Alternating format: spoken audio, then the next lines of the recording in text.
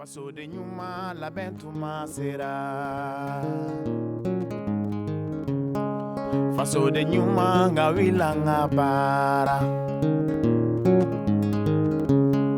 Faso de nyuma bisoro para lade. Faso de nyuma bisoro para la. Ine mahora nya bisoro para la. Motogoti ya bisoro para la.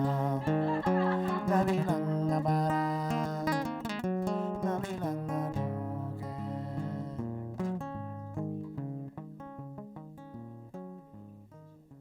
My name is Leslie Nansky, and I am one of the founders and the executive director currently of Expanding Lives.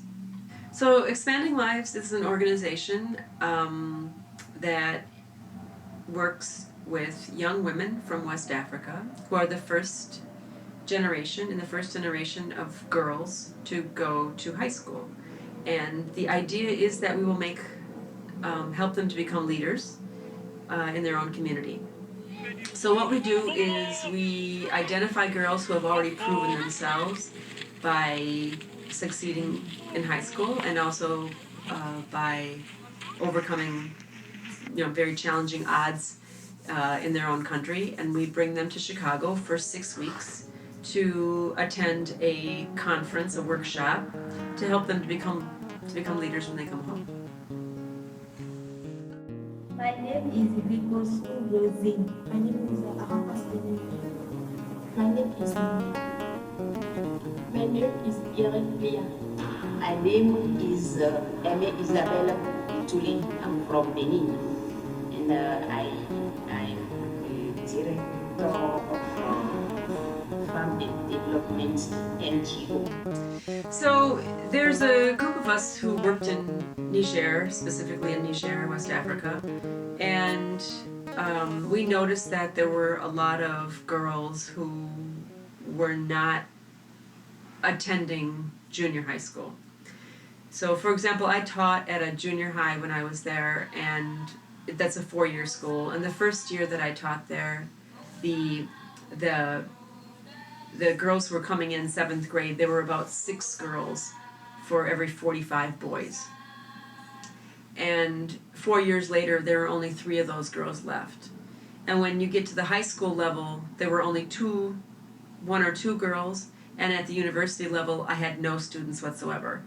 So we know that girls are certainly as intelligent as boys are. We knew there was some sort of a problem. So when we looked into it, we looked at what other organizations were doing to try to combat the fact that there were not a lot of girls that were attending school. The reasons are oftentimes financial. Sometimes they're cultural, that some people don't believe that girls are as smart as boys are. Oftentimes they have to work very hard, and if there's not enough money to send 2 children to school, they'll choose to send the boy to school as opposed to the girl. So we looked at what a lot of other organizations were doing in order to combat this, and we found that there were a lot of organizations that were helping with primary school education, trying to keep girls in primary, and there were a lot of organizations that helped girls when they were at the secondary level if they dropped out or didn't attend school. But there weren't really a lot of people working to keep the girls in secondary and to help the girls that had already proven themselves to take those leadership skills and really expand upon them. And so that's where we stepped in and decided, okay, that's what we're going to work on. There were a group of us here. Some people were educators. Some people had experience in Niger. One Nigerian. We got together and discussed what I think was a seed of an idea, and sort of talked about what it would look like. And then in 2008, we got 501c3 status, and we just decided, okay, let's just do it and see what happens. And I think we've come a long way since then. We've developed the program quite a bit from our initial ideas. So the initial idea was for the girls to come here to Chicago and take advantage of all the different kinds of classes and things that take place in Chicago. And since then, we've sort of built our own curriculum. In the beginning, we also thought that the beginning goal was to help the girls to stay in school so they could finish and go to university. Only 2% of girls go to university in Niger, and we wanted to bump up that number. What's happened since then is the girls have outshone us, our ideas. They have proven that they can be leading things when they're in high school, and they do amazing things when they go back. We have girls right now putting on, this very week, they're putting on a program for 26 younger girls, teaching them about menstruation, something that's traditionally not taught, about mediation, solving problems by talking with people, leadership skills, doing English, things that'll help them with getting into high school and furthering their education, but also becoming active members in the community.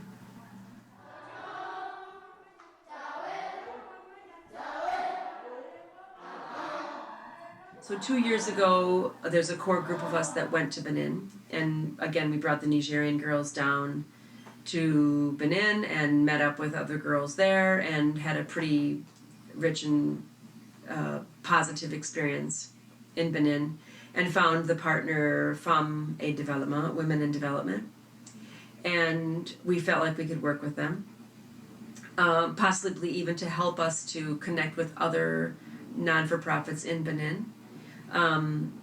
So this year we worked only with them, and we took girls only that were only connected with their program. They came this year then from Benin. It's the first time we've had girls come from Benin. So that was it was, in the beginning especially, it seemed like it was very, very different for us. Or at least for me, it seemed like it was very different. Culturally, I feel like I know Niger well enough to predict how the girls were going to act. And the girls from Benin being a little bit more urban,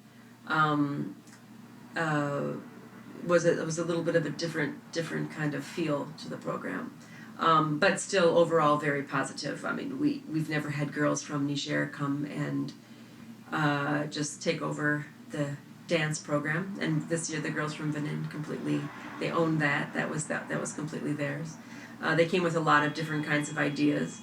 And I'm really excited to see how they're going to share those things with girls from Niger in the future. I think that's going to be really cool.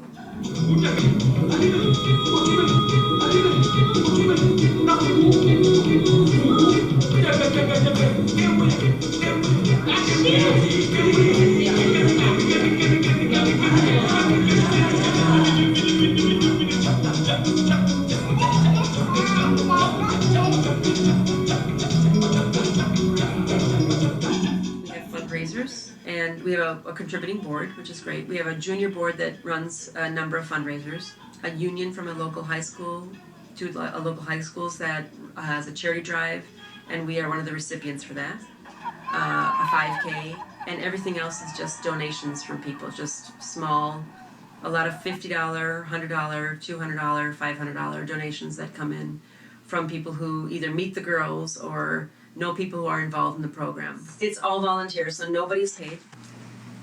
We have a lot of high school students that help. We have a lot of university students that help. And we have a core of professionals who in the summer are willing to give, 5 hours a week or 10 hours a week to the organization to teach, and that's great. And the host families also are not paid. They do it because I think they do it because they think it's going to be a cultural experience for their families, and because they know they're giving back, and then they know they're making a really strong impact for a family or two families back in West Africa.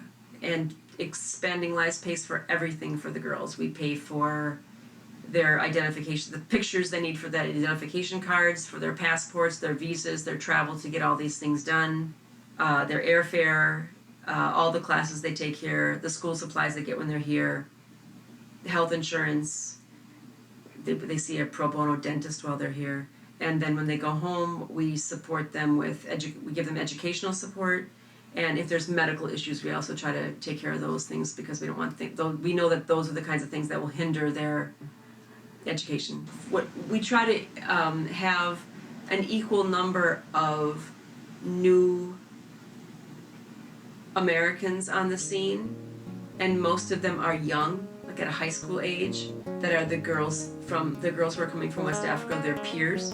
They're same age group, same education level. And I think it's challenging sometimes for them to be able to communicate and to cross some of the the cultural I don't want to say barriers because it doesn't necessarily stop them. In fact, I don't think there's a single year that's gone by where some American and some West African has not said to me, you think they're going to be so different, and they end up being the same. We think the same things are funny, we think the same things are interesting, we think the same things are amusing, we think the same things are beautiful. So that stuff, it definitely happens. Every single year it happens, and every single year there are people who are able to cross that barrier. And that's just this awesome. I mean, it's awesome to see, and it's often awesome every single year to hear somebody from both sides come and say that. In fact, that's something that we didn't have in 2008. We didn't really, I didn't really think that it was the most important thing.